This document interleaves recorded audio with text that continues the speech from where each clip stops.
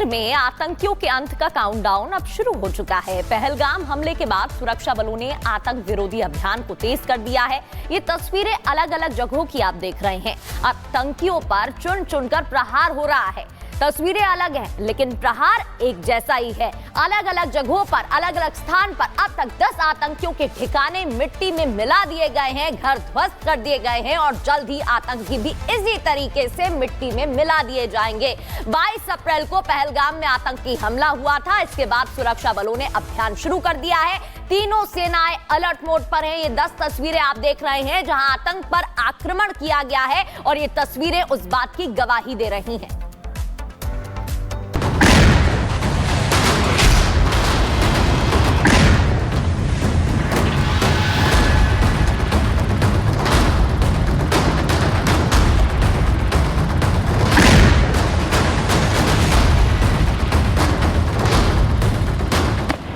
जम्मू कश्मीर के पहलगाम में आतंकियों ने हमला करके समूचे देश को वो जख्म दिया है जिसे भूल पाना किसी के लिए भी आसान नहीं होगा।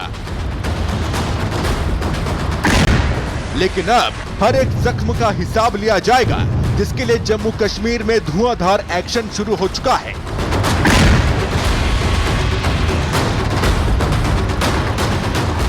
और घाटी के दहलाने वालों को मिट्टी में मिलाने का अभियान तेज हो चुका है।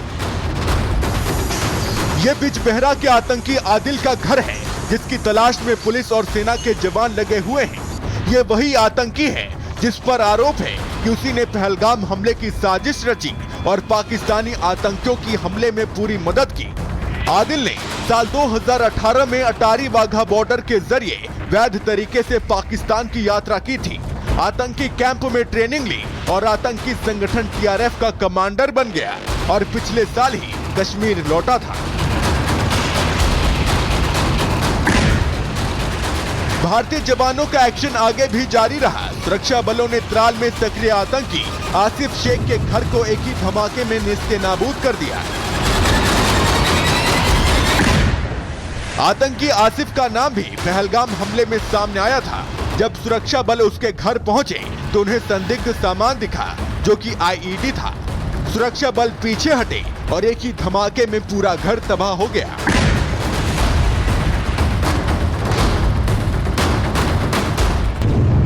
पुलवामा में एक्टिव आतंकी एहसान उल हक के मकान को भी ध्वस्त कर दिया गया है। एहसान उल हक लश्कर तैयबा का आतंकी है और साल 2023 से घाटी में एक्टिव है। हाथों में हथियार लिए ये है आतंकी शाहिद अहमद कुटे, जिसके घर को भी सुरक्षा बलों ने नष्ट कर दिया। शाहिद अहमद कुटे साल 2022 से घाटी में एक्टिव है और आतंकी वारदातों को अंजाम देने की साजिश रचता है। कुलगाम में भी आतंकी जाकिर का मकान गिराया गया है। जाकिर लश्कर का आतंकी है जो कि घाटी में लंबे वक्त से एक्टिव है। कुलगाम के मतलाम इलाके में भी सक्रिय आतंकी जाहिद अहमद के घर को ढा दिया गया है। आतंकी कोई भी हो, लेकिन उनके ठिकानों को चुन चुनकर सुरक्षा बल मिट्टी में मिला रहे हैं। सुरक्षा बलों ने लश्कर तैयबा के आतंकी फारूक अहमद घर को ब्लास्ट कर 3 सेकंड में ही उड़ा दिया। फारूक फिलहाल पाकिस्तान में छिपा हुआ है और वहीं से आतंकी गतिविधियों को संचालित करता है।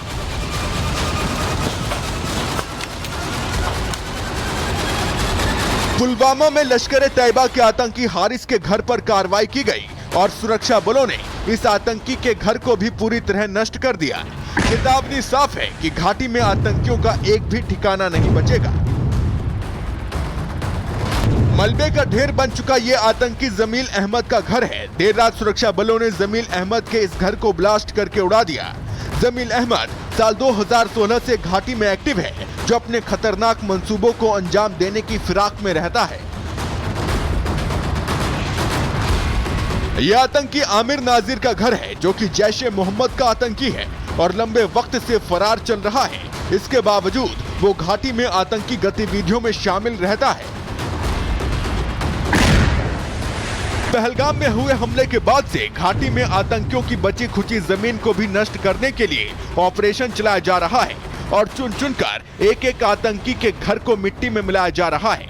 और बस बारी है पहलगाम में निहत्थे लोगों की जान लेने वाले आतंकियों की, जिनका हिसाब होना अभी बाकी है। Bureau report, Republic Bharat. तो देखा आपने किस तरीके से आतंकियों के ठिकानों को मिट्टी में मिलाया जा रहा है। ठीक इसी तरह बांदीपोरा में भी एक्शन लिया गया और आतंकी जमील अहमद के घर को ध्वस्त कर दिया गया। हमारी सहयोगी अनामिका सिंह काली की एक रिपोर्ट आपको दिखाते हैं।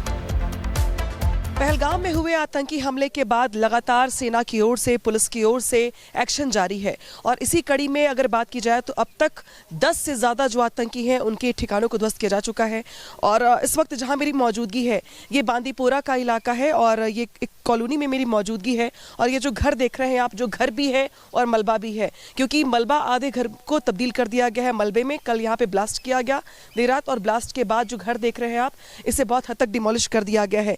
ये घर है जमील अहमद शीर गोजरी का, सन ऑफ अब्दुल अहद शीर गोजरी का। नाज कॉलोनी है ये, बांदीपोरा का ये इलाका है। और जानकारी के मुताबिक ये जो घर है देख रहे हैं आप, जमील अहमद शीर गोजरी का, इसके बारे में दरअसल कहा जा रहा है कि 2016 से ये एक्टिव है। और जिस तरीके से पहलगाम में हुई घटना के बाद से जो एक्शन है सेना के जवानों का वो यहाँ पर है, जिसके तहत जो मददगार हैं उन पर भी कड़ी कार्रवाई की जा रही है। और कड़ी कार्रवाई के तहत ही यहाँ पर भी ब्लास्ट किया गया है, इसे जमींदोज कर दिया गया है। घर का सामान जो है देखिए बाहर निकाल दिया गया है, आपको घर का सामान बाहर दिखाई देगा। बाकी जो घर है उसको ऐसे डिमोलिश किया गया कि पूरा का पूरा जो घर है वो एक तरीके से जमींदोज करने का ये प्रयास। घर का सामान बाहर रखा हुआ है और जो आस पास के लोग हैं वो भी यहाँ पर मौजूद हैं, इकट्ठे हैं। हालांकि बात करने को तैयार नहीं है, इनकी ओर से पूरे घटना को लेकर के या ब्लास्ट को लेकर के कुछ बात करने को लेकर राजी नहीं है ये।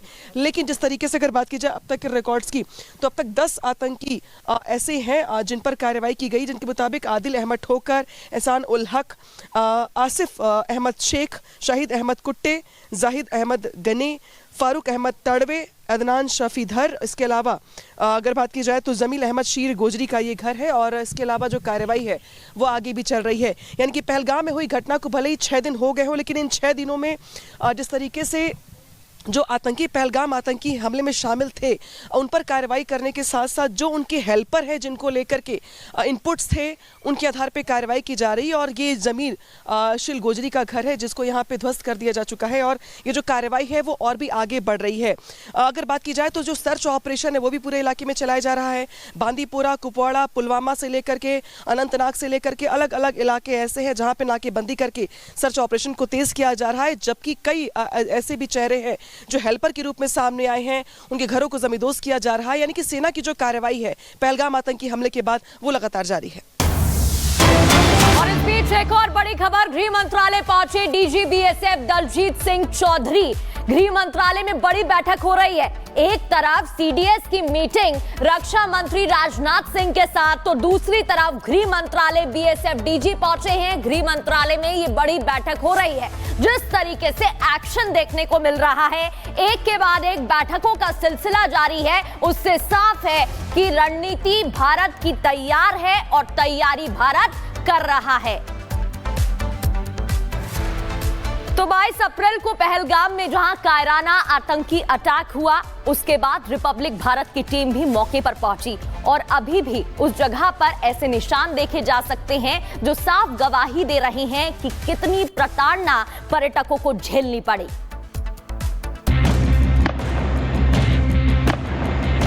बैसारन घाटी पहलगाम, जहां पर हम रिपब्लिक भारत की टीम इस वक्त मौजूद है।